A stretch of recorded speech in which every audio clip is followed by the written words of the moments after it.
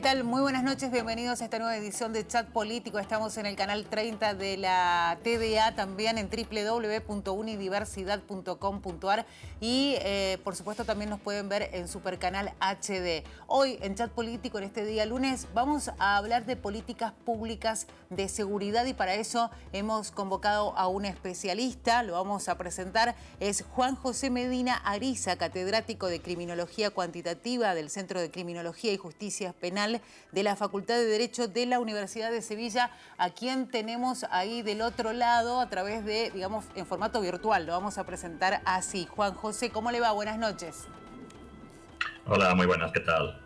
Bueno, sin duda cuando hablamos de políticas públicas de seguridad es muy amplio el tema, pero en esta parte del mundo se dan ciertas situaciones a nivel latinoamericano, en Argentina y específicamente en la provincia de Mendoza, que es de donde estamos hablando, que obviamente merecen un análisis, ¿no?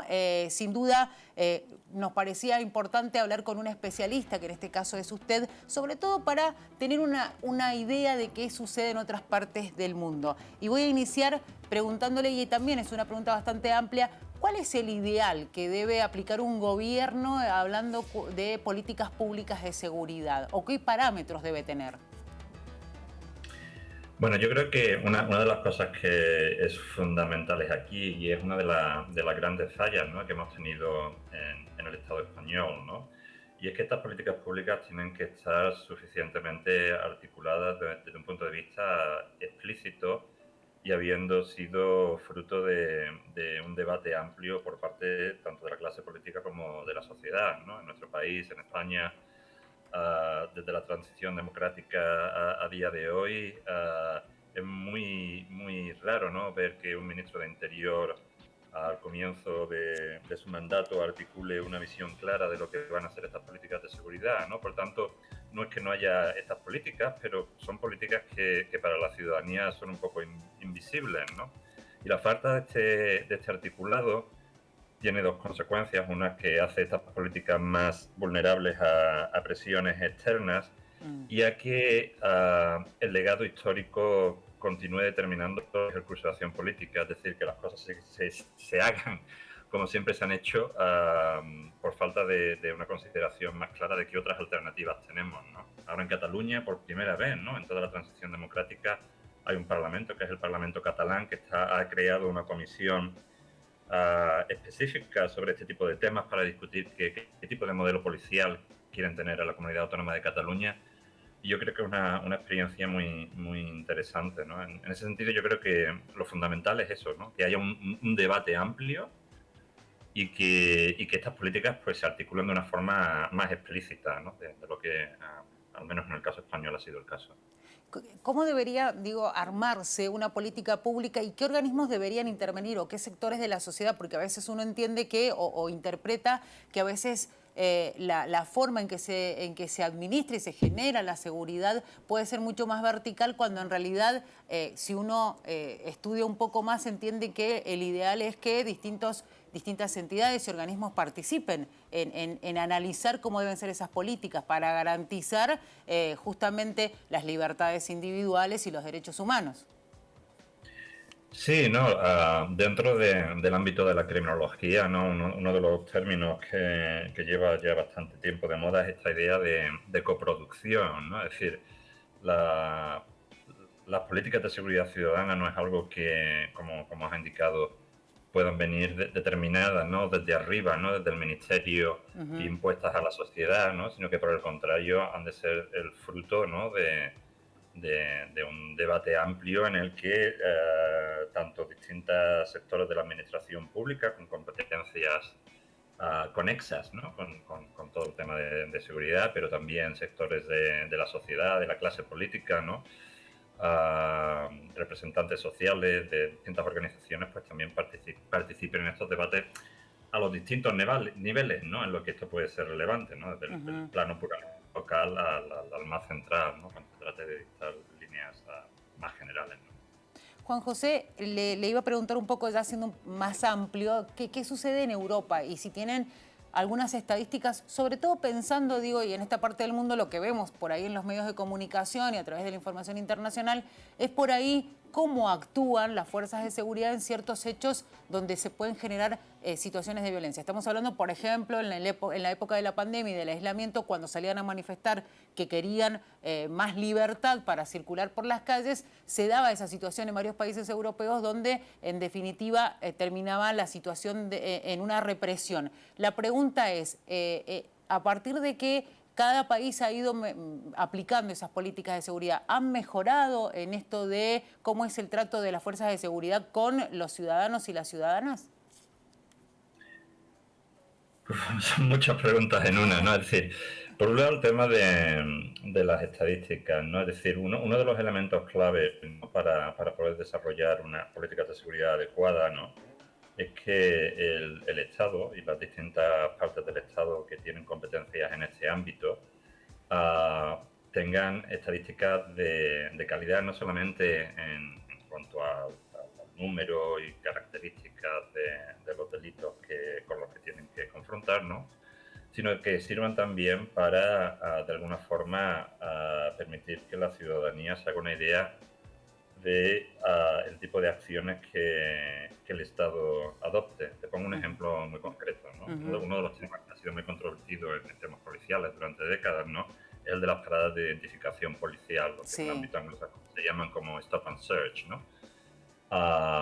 Hay países, ¿no?, con una serie de tradiciones más consolidadas en cuanto a generar este tipo de estadísticas de calidad, como es el caso del Reino Unido, ¿no?, donde yo, por ejemplo, me puedo meter en la página de internet del Ministerio del Interior y ver el número de paradas de identificación que se han hecho en mi barrio el mes pasado, ¿no? En el contexto español existe una falta de transparencia, ¿no?, y opacidad sobre este tipo de cuestiones, pues que, digamos, representa el otro extremo, ¿no? El Estado, el Ministerio del Interior lleva ya 3 o 4 años sin darnos figuras agregadas del número de paradas de identificación que se realizan en España. Esto, claro, esto limita mucho la capacidad que tiene la sociedad para debatir, ¿no?, con cierto conocimiento de causa de qué forma se están ejecutando y desarrollando las políticas de seguridad. Entonces, recogida de datos, auditoría de la calidad de estos datos y transparencia de los mismos es absolutamente esencial, ¿no?, para poder tener este debate sobre políticas de seguridad. Se me ocurre pensar un poco en las imágenes que nosotros tenemos. Bueno, en más de una oportunidad hemos hablado del exceso de la fuerza policial en Estados Unidos, que termina incluso en manifestaciones en las calles. Digo, hay una situación real que a veces en algunos países es mucho más fuerte que en otros. ¿Cómo ha sido la situación en Europa, especialmente en España, si se ha logrado mejorar, digamos, esa situación de los excesos policiales en el sentido de que se hayan disminuido los casos?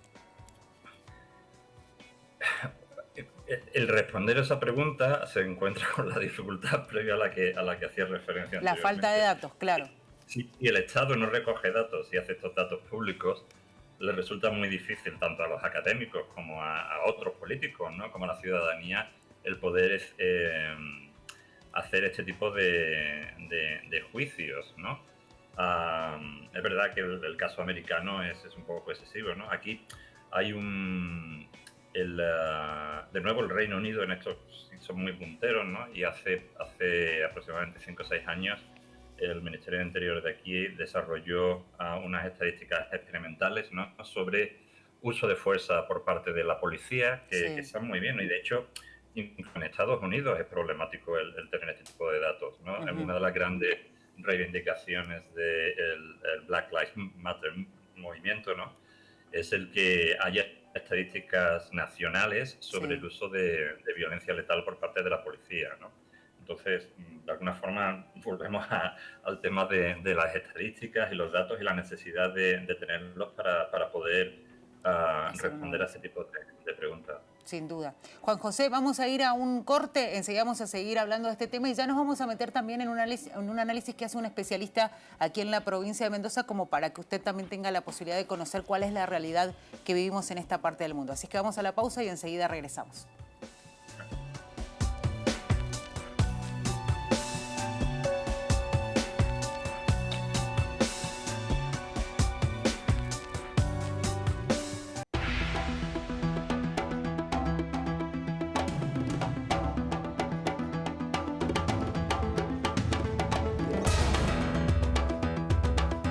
Bueno, estamos de vuelta aquí en Chat Político, es el segundo bloque ya y estamos con Juan José Medina Ariza, catedrático de Criminología Cuantitativa del Centro de Criminología y Justicia Penal de la Facultad de Derecho de la Universidad de Sevilla. Él está en Manchester en estos momentos y obviamente está hablando con nosotros y haciendo el análisis de lo que sucede con las políticas públicas de seguridad. Juan José, bueno, vamos a seguir con este análisis, pero yo quería invitarlo a ver y a escuchar a Alberto Monbrun, que es doctor en Derecho, Ciencias Sociales, docente e investigador de la Universidad Nacional de Cuyo, que él justamente lo que hace es analizar la situación de la policía específicamente y de la seguridad en la provincia de Mendoza. Lo invito a que lo escuchemos. Es decir, no solamente hay un deterioro constante y permanente de la situación de nuestra seguridad, crecen los delitos, crecen los homicidios, crecen los robos y los hurtos, tal vez la explosión se produce a la salida de la DISPO y la ASPO, que nos tuvo presos durante un año y obviamente los niveles de delito se redujeron por ese motivo.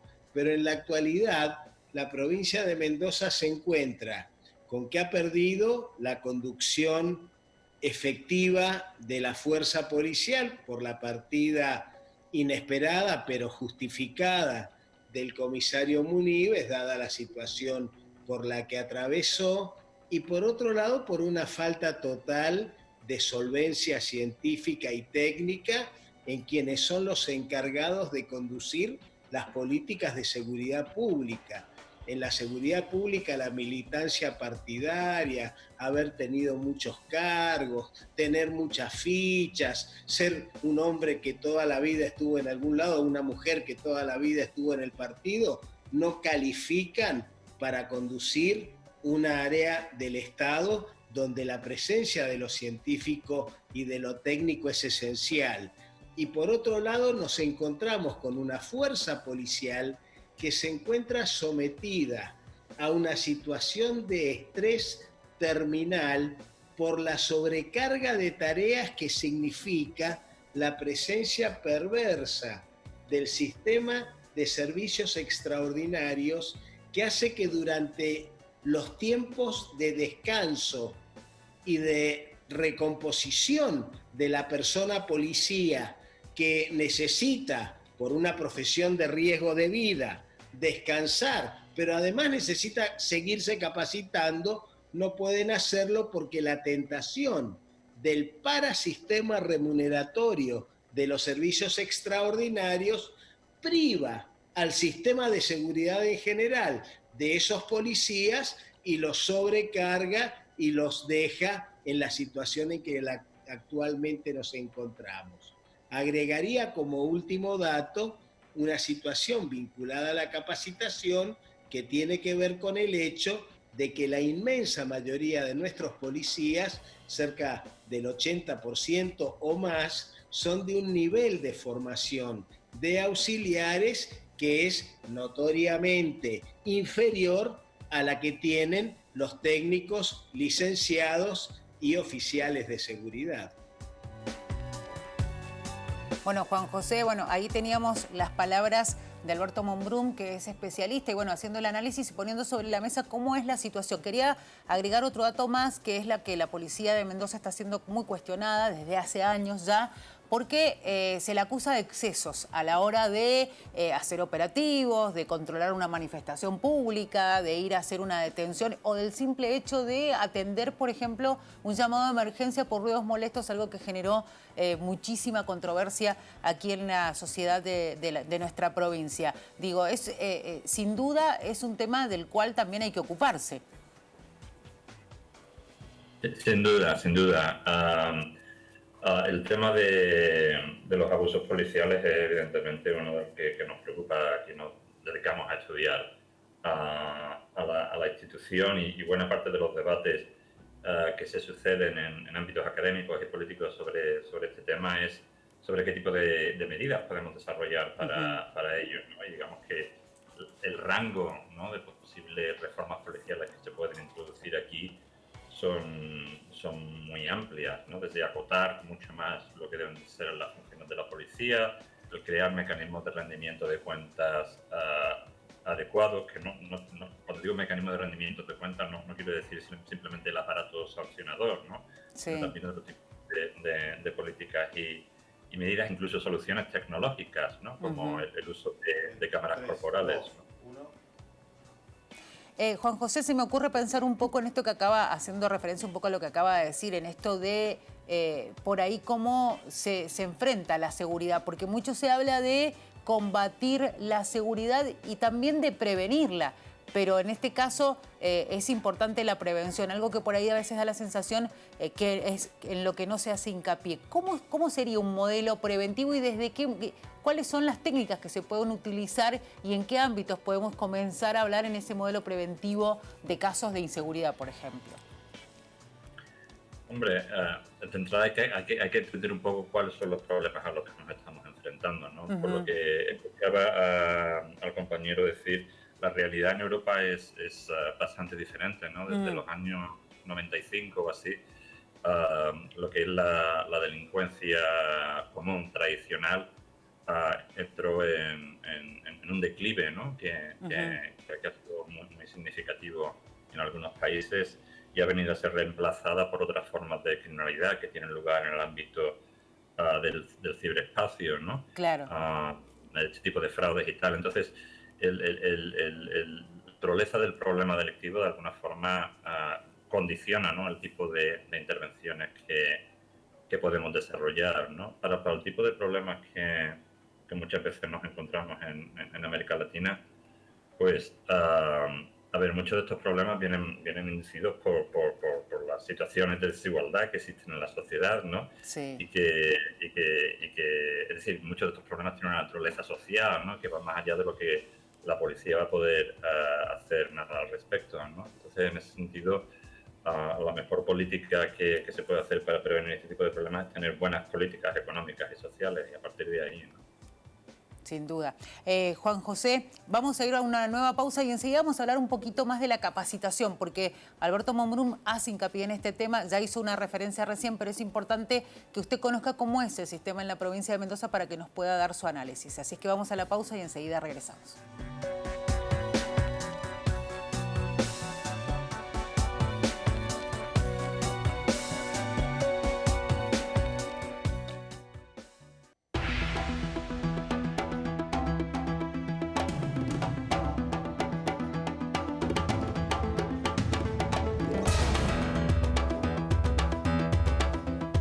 Bueno, y estamos aquí ya en el último bloque de Chat Político con Juan José Medina, especialista en criminología y justicia penal de la Facultad de Derecho de la Universidad de Sevilla. Desde Manchester nos está atendiendo. Y Juan José, queríamos hablar un poco de la capacitación, pero para que usted entienda al punto que queremos llegar, lo voy a hacer escuchar y ver otra vez a Alberto Monbrum, que habla justamente cómo es la situación en la provincia de Mendoza.